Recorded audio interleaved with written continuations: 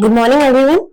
So, I'm Vandana, Assistant Professor from Electronics and Communication Engineering Department. So, today I'll be taking the course named Computer Aided Digital Design. So, the topic name of today's is we'll be knowing about the basics of Verilog. So, in detail, the key points we are going to look into today is Introduction to Verilog, the first one, then Verilog as HDL, levels of design description, simulation and synthesis, system task, and finally language constructs and conventions. So, detail about what are the main components used in the Verilog coding we'll be looking today. First, we'll be understanding the VLSI design flow. Now, if you look into the flow of, first comes the idea, like on what particular code or on what particular scenario we are actually want to have a Verilog code to be written. So that is the idea. Next comes the design description. So coming to this design description, whenever we are we have taken an idea to write the code in the specific modeling, like the design description, we have three types of levels. That is, we can write either in the gate level, we can write either in the behavior, or we can either write in the data flow modeling. So that is the second block that comes here in the design description. And after writing the code in a particular modeling, we will be going to the simulation. So here in the simulation as well as the synthesis, these two are the important points or important components in the design flow. So in the simulation, we'll be executing or whatever the Verilog code you have written, that code you are going to simulate to check for the errors, and also we are going to have the functional verification in the simulation. And in the synthesis, we are going to, whatever the HDL language we have written, that language will be converting it into the gate level netlist. So this is a simple definitions for the simulation and synthesis. Once the synthesis is done, which is in the form of a gates as well as the flip-flops, we could go for the PD, like we can have the floor planning, and also the placement and routing process could be continued. So in detail of the design flow, if I go in a detailed form, this would be the flow. So I could name it as a development flow. If you just check out the design description, as I was talking about the three levels, right? Behavior level, data flow model, gate level model. These are the three level modelings. We'll be doing it in the Verilog coding. And we have another type of level, that is a switch level description, where we use the transistors in the modeling. So if you see, the design description is comprised of any of this modeling, any of this level modeling we are taking, we'll be writing that in the specific level, and then we are going to compile it and simulate it. So that comes in the design description will be comprising of all the four levels: behavior level, data flow, as well as gate level. And as I said, we have the switch level modeling where the transistors have been used. So coming to the simulation, as I said, we can have the compile, edit option as well as the simulation in any of the four levels what we have mentioned out. And finally, we have the synthesis. So here in the synthesis, as I said, we could get the gate level netlist. So after synthesis, we can have the FPGA based design. And also we can have the final circuit, developing of a prototype and so on using the FPGA. So the physical design, whatever has been mentioned out here, as I was said, right, we can have a floor planning, then placement, routing. So this process will comes under the physical design. Also, we have a part of verification also. So this all comprising of all these blocks or all this system partitioning, floor planning, placement, routing, and also about the verification, comprising of all these blocks will be coming under the physical design. Next, we'll be looking something called about Verilog as HDL. So Verilog is nothing but called as an hardware description language. In short, it is called as HDL. So here we are using it for design and verification of digital circuits, which includes the integrated circuits, that is ICs, and the FPGAs, that is field programmable gate arrays. So also why we are going for this Verilog coding is, So Verilog as HDL will help us to provide the functionality testing with respect to the FPGAs and the ASICs. And also it could be used for the verification purpose, designing and verification purpose. So levels of design description. So this in the development flow we have seen all the different modelings. So firstly, circuit level modeling or the switch level modeling, we'll be using the transistors. PMOS and NMOS transistors have been used. So PMOS and NMOS transistors comprising of the circuits with this PMOS and NMOS transistors is nothing but we've been calling it as circuit level method or model. Coming to the next one, gate level model, it will be defined by the we'll be using the predefined gates in it. So if you check out, this is the NOT gate and AND gate, OR gate. We'll be using all these gates in the modeling level and we are going to design. Data flow model. So if we take like for an example, if we are taking an AND gate, the expression for AND gate is A dot B. So whenever I'm in the modeling, if I'm using the expressions of any of the circuits we are using, so that comprisely comes under the data flow model. Finally, the behavior level model, it would be using the truth table cases. For as I've taken the previous example as AND gate. So AND gate, we have the truth table. So whenever it is A 0 0, it is 0, 0 1, it is 0, and 1 0, it is 0, 1 1 case, it is 1. So we are going to use this truth table cases and going to develop the modeling. So that type of modeling will be comprisedly called as behavior level modeling. So these are the 4 levels of the design description. We could do it in the Verilog. Now, so as I was telling that the simulation and synthesis are the 2 major processes we are going to do. So here the simulation is nothing but it is the process of verifying and validating the design flow functionality which comes under the simulation. And coming to the synthesis, it is nothing but the transformation of high level HDL, that is the hardware description language, code into the gate level netlist. So here when I come across what is the purpose of the simulation, I could say that so coming to this simulation, it is used for the functional verification. The purpose of the simulation we are talking about, and then we could use it for the debugging, and also we could use it for the performance analysis.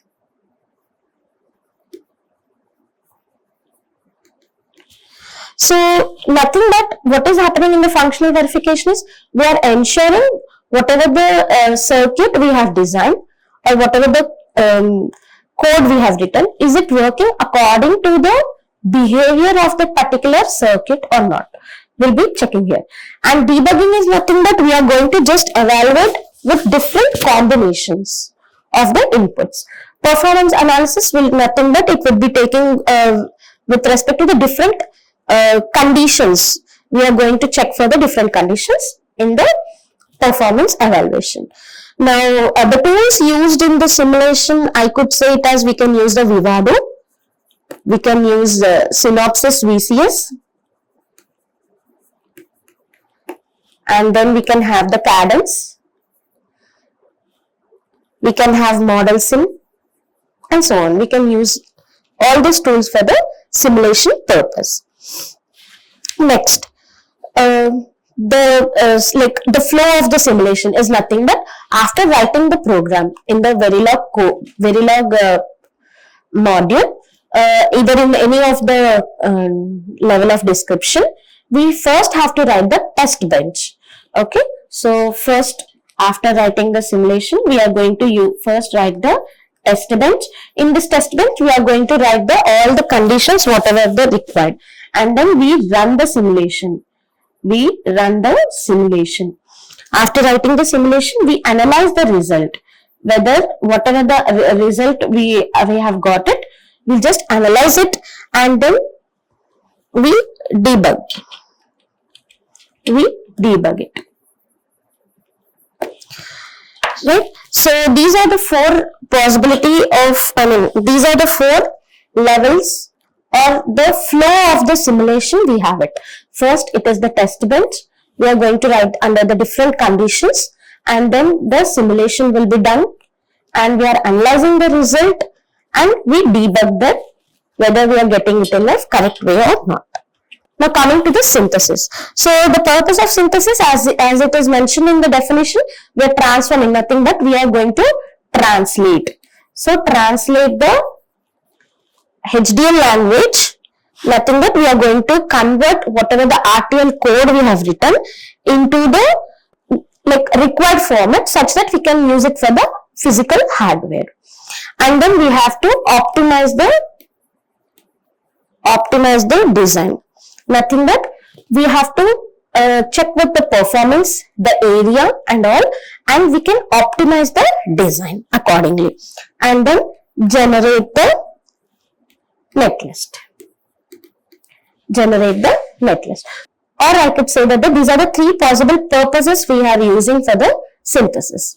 And then the flow. If I am talking with respect to the flow, first this is the purpose and this is the flow. How actually the synthesis flow would be there. So coming to the first, we are going to look into the point of RTL code, like where we are writing with respect to the any level of description language and any level of the level, like either you can take a gate level modeling or behavior or data flow modeling, we will be writing the RTL code. Then we are going to apply the constraints wherever required, and we are running the synthesis. Okay, so running the synthesis, nothing but here actually we are going to convert the HDL code into the gate level netlist, and finally we review the reports.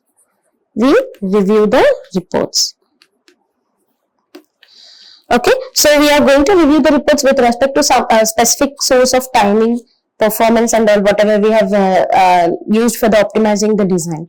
So coming to the tools we use is, we have Vivado synthesis, then Synopsys design compiler. So tools we use for the synthesis is, we have Vivado synthesis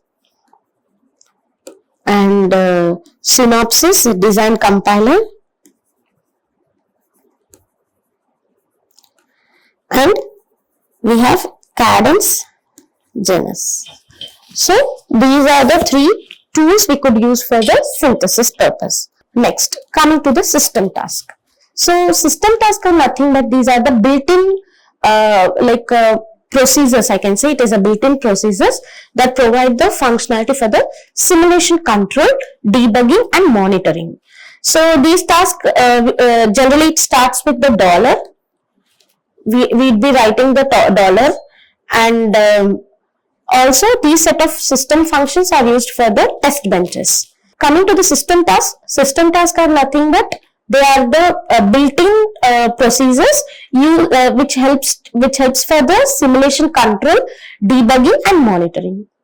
Now these tasks are provided by the Verilog language, and they are not defined in the user code, but they are performed whenever with respect to the simulation and debugging purpose, we will be using this system task. Now these set of tasks are flexibility in the test benches mainly. We have three categories, that is first one is for the progress of the simulation, like the functions used for the progress of simulation time, and next to convert the data or values from one format to another, and next is used for the generate the specific random numbers with specific distribution. So first system Verilog task I would discuss about is about the dollar display. So this, as I've told, we will be starting with the dollar, and we have a keyword dollar display. So from the name itself we understand that it is used for the displaying purpose. So what is it used? It is used for the displaying values of variables and debugging. Like for an example, if you check out the syntax, dollar display, we'd be writing a string here. Whatever the matter or whatever the string has to be displayed, we'd be writing here in this format string with some arguments. So let us check out what is that. So here we have written a code. We are taking some data, and we are starting with initial begin, and the data value is some 8-tick HFF, and we are writing the dollar display. This is the string we have to display.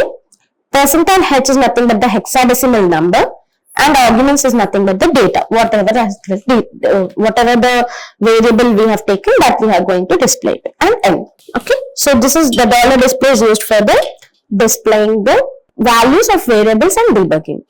The second system task is about the dollar monitor.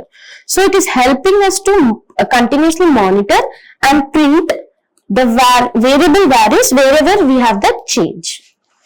Okay, so it is used for nothing but observing like during the simulation purpose. So again, the syntax is dollar monitor. We have the format string and arguments. So here if you take out, we have taken a variable called count, and we are monitoring the count value with respect to the simulation procedure. So if you check out, initially it is 0000, and after that it has been changed to some hexadecimal value 1010 and binary value of 1010, and then it has been changed to 1111. So these values are being monitored and prints the value in the console. Next one is the dollar finish. So dollar finish is used to stop the simulation and exit the simulation environment. The purpose of dollar finish is to exit from, or we can say that it is used for the terminating the simulation at a specific point, certain point. So here the syntax is just dollar finish.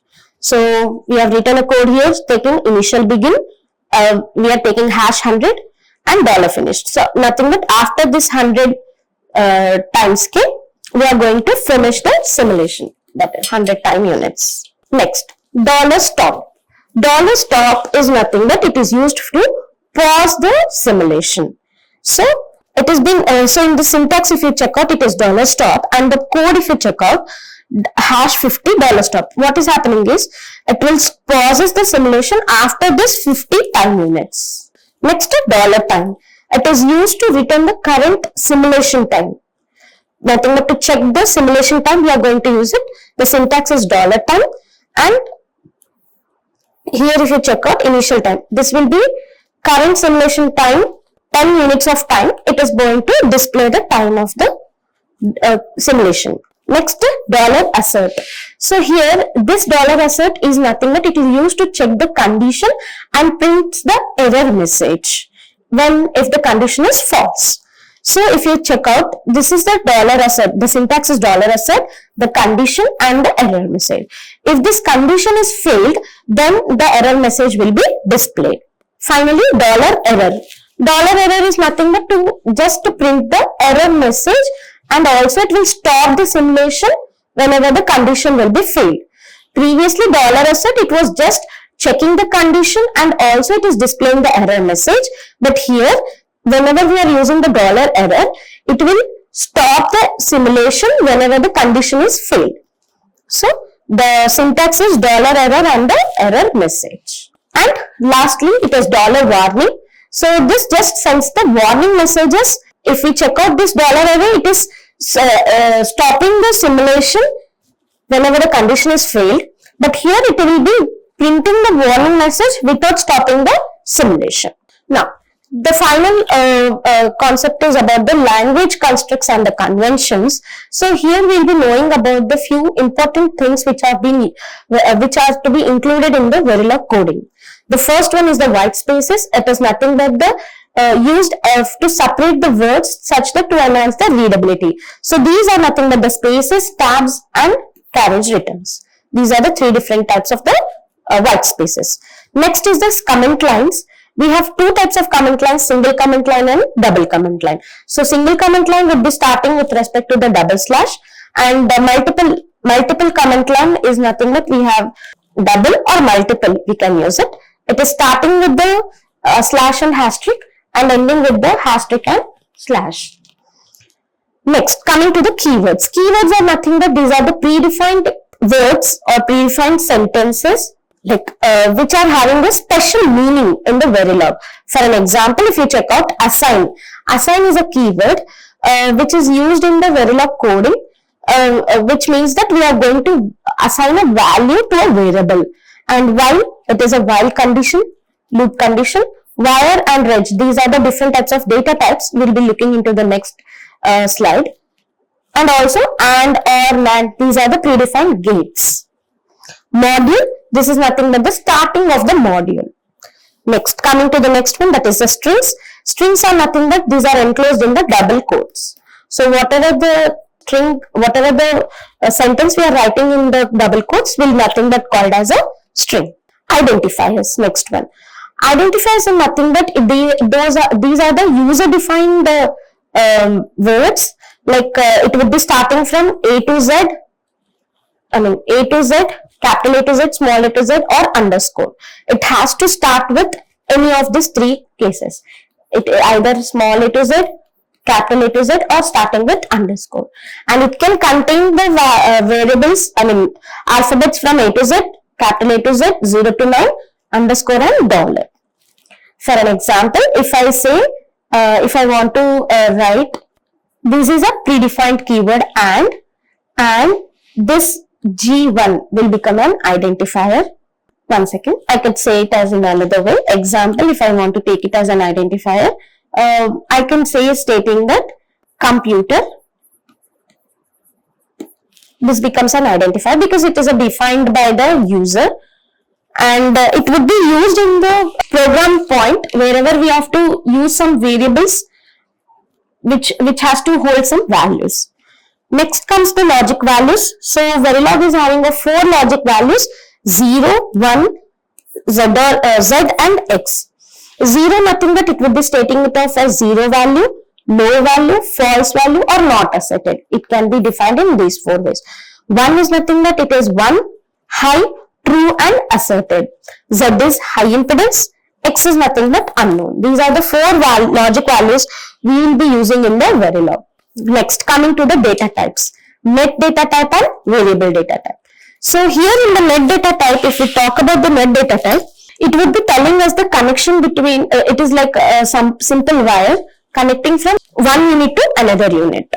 So here generally we go with wire and trie. These are the 3 predefined keywords which can be used under the net data type. Wire is nothing but it is a simple signal which is having one input and one output. Whereas coming to the trie, it could be having one input but more than one output we have. So that is nothing but called as trie. So this, the example, if I go for wire, I can give it as wire A. This is a simple example of defining a net data type. And also I can have wire 7 down to 0A. So here the representation is, this is a scalar representation, nothing but it is used as a one single wire, and this is a vector representation where this A is defined as A0, A1, A2, A3, so on till A7. So these are the 2 types of representation. We can have it either in the scalar or a vector. So that.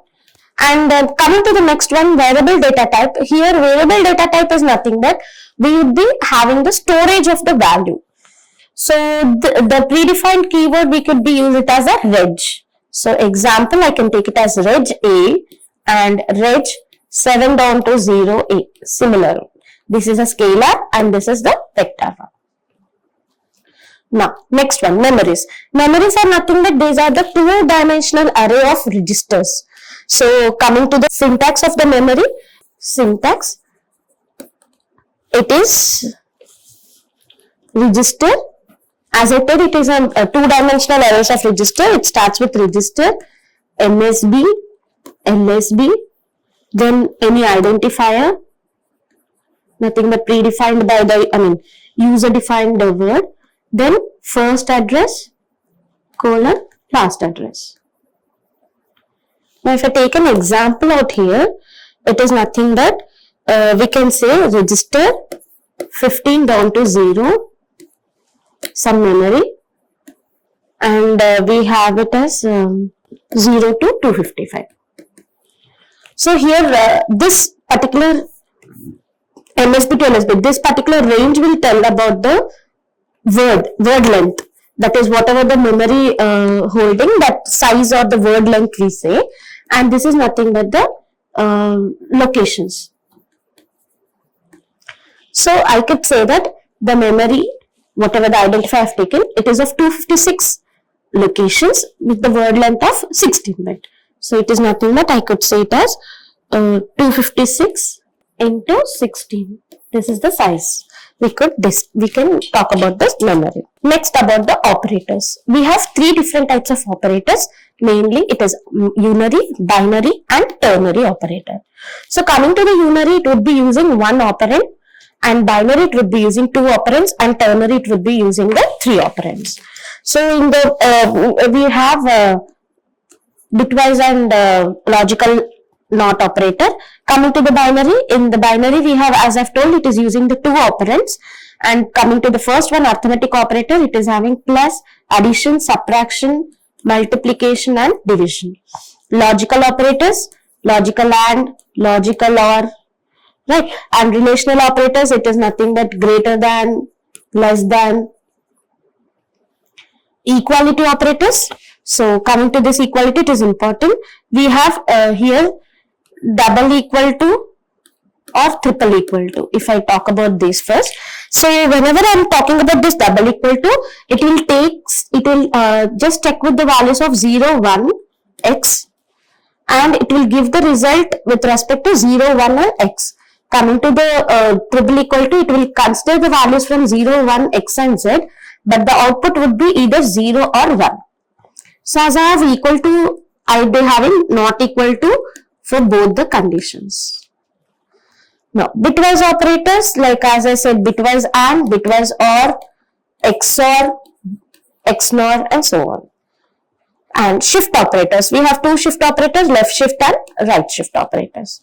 And coming to the last one, conditional operator, I'll be having a condition here, I'll be taking a condition. If that condition is true, I'll be executing the true statement, or I'll be executing the false statement. So this is the ternary operator. Now, compiler directives. So these are the special commands which are like whenever we are going for the compilation and simulation process, the special instructions we can give it in the Verilog. First one is the hash define. So this define directive is used to define the macros or constants. Like in the code, if you check out, define width 8. So in the code, wherever this width word is being mentioned, it would be replaced by the value 8. So that is what has been mentioned here. Next is include. So this include is nothing but it would be including the contents of another file in the current file. Okay, so nothing but generally whenever we want to use like any header files or any macro definitions or any functions, we are going to use it. So if you check out how to use this, include my definitions.vh or v, Verilog code. So whenever I write it in this fashion, what happens is in this entire, this is the current program. In this current program, we are going to include this particular code, timescale. So the timescale is nothing but this is a directive used to specify the time units in the module. So we'll be using it as timescale 1 nanosecond or 1 picosecond. So all the compiler directives we start with tick. Now coming to the strengths. So the strengths in the Verilog is nothing but we would have three types of strength: driving strength, capacitive strength and high impedance strength. Again in the driving strength we have four strengths, that is supply drive, strong drive, pull drive and weak drive. And in the capacitance strength we have three: large capacitance, medium capacitance and small. Finally in the impedance we have the high impedance. So these are the three types of strengths we are using in the modeling. Like generally we are using it in the net, value on a net. So that's all about today's session. We'll be looking into the next about the gate level modeling in the next session. Thank you. Like, share and subscribe. Hit the bell icon for more updates.